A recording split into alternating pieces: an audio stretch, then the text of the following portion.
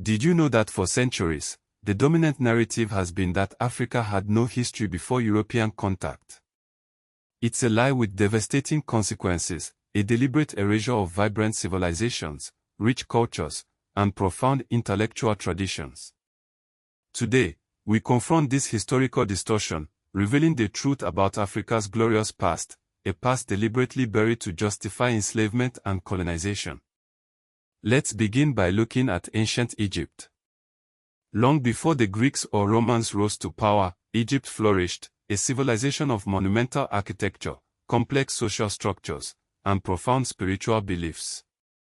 Its origins stretch back to around 3100 BC with the unification traditionally credited to King Nama. But Egypt wasn't alone.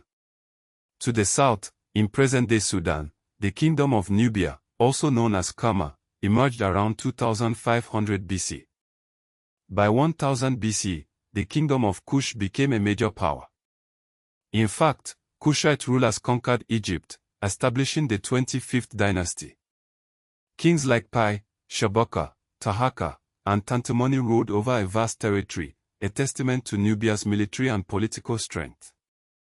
The city of Meroe became a prominent Kushite center from about 300 BC to 350 CE, showcasing advanced urban planning and ironworking. Let's shift our focus to West Africa, a region teeming with powerful empires and sophisticated societies. The Ghana Empire flourished from around 300 to 1200 CE, controlling vital trade routes and amassing immense wealth. Then came the Mali Empire, rising to prominence in the 13th century under the leadership of Sundiata Keita. But it was Musa, who ruled from 1312 to 1337, who truly put Mali on the map. His pilgrimage to Mecca in 1324 became legendary, a spectacle of gold and grandeur that astonished the world. Later, the Songhai Empire dominated the region from the 15th century until its defeat in 1591. Rulers like Sunni Ali and Askir Muhammad oversaw a period of expansion and prosperity, establishing Songhai as one of the largest and most powerful empires in African history. Moving east, we encounter the Aksumite Empire, which thrived in present-day Ethiopia and Eritrea from the 1st to the 7th century CE. Aksum was a major trading power, minting its own coins and participating in the Red Sea trade network. Further south, Great Zimbabwe emerged as a major political and trading center from around 1100 to 1450 CE. Its impressive stone structures, built without mortar, stand as a testament to the architectural prowess of its builders. When Portuguese explorers arrived in the late 15th century, they were astounded by what they found, but falsely attributed its construction to outsiders, refusing to believe that Africans could have built such a magnificent city. Timbuktu, in present-day Mali, became a renowned center of learning from at least the 13th century CE. The Sankor, Jingoreba, and Sidi Yahya mosques formed the heart of the city's intellectual life, attracting scholars and students from across the Muslim world. The Timbuktu manuscripts, a vast collection of texts on astronomy, law, medicine, poetry, theology, and mathematics, reveal the depth and breadth of African scholarship. Africa was deeply integrated into global trade networks, participating in the Trans-Saharan, Red Sea, Indian Ocean, and Mediterranean trade routes.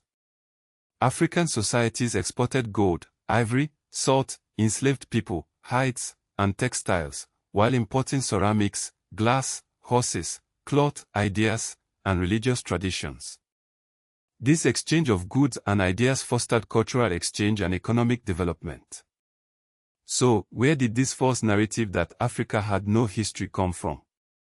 The evidence clearly shows that African societies had kingship systems, states, empires, oral historical traditions, written records, architecture, urbanism, law codes, political institutions, and trade networks. The idea that Africa had no history was a product of colonial era prejudice, not historical fact. Arabic chronicles recorded African history for centuries, particularly in North Africa, the Sahel, and the Horn of Africa. These chronicles document the histories of Mali, Songhai, Ethiopia, and Borneo, providing invaluable insights into the continent's past. Oral epics and genealogies preserved historical memory in many African societies, passing down stories of heroes, kings, and migrations through generations. The Atlantic slave trade was a brutal and systematic exploitation of African people. An estimated 12.5 million Africans were forcibly transported across the Atlantic, with around 10.7 million surviving the journey. The Middle Passage, the voyage across the Atlantic, was a horrific experience, with an estimated 1.8 million people dying en route. Portugal, Britain, France, Spain, and the Netherlands were among the major powers involved in this trade, which lasted from the 16th to the 19th centuries, peaking in the 18th century.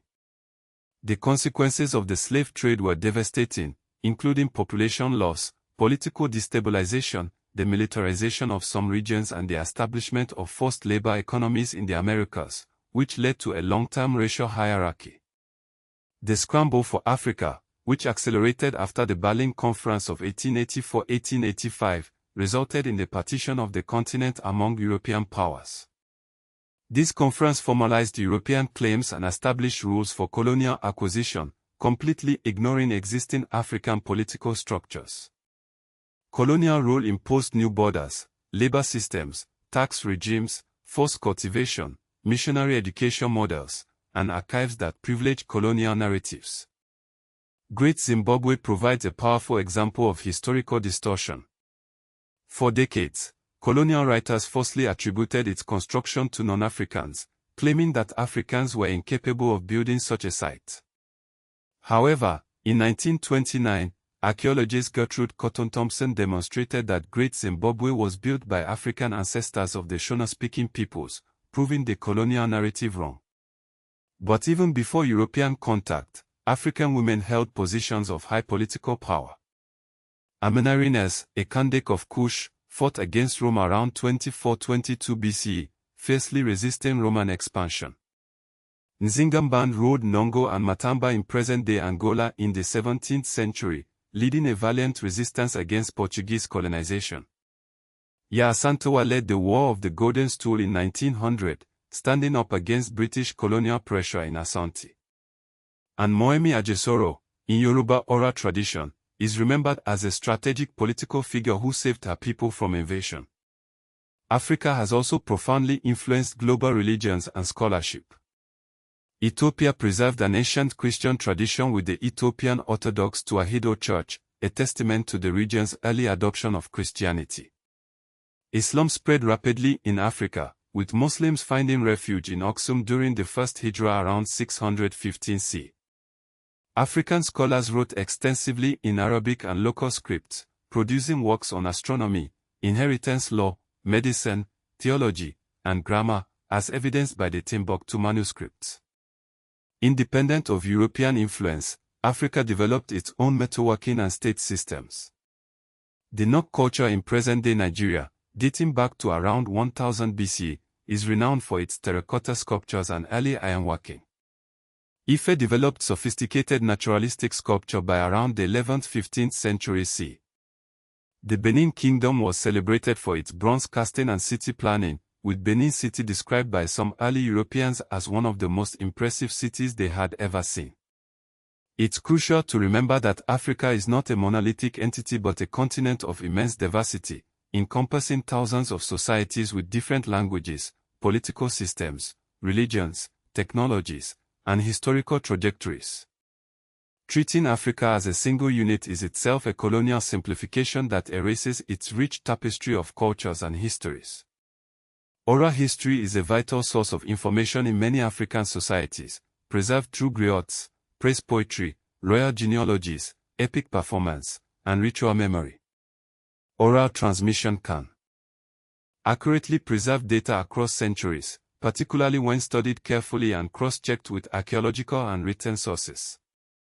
The myth that Africans had no history served specific political purposes, to justify enslavement, colonization, land seizure, and racial hierarchy, presenting Europeans as civilizers.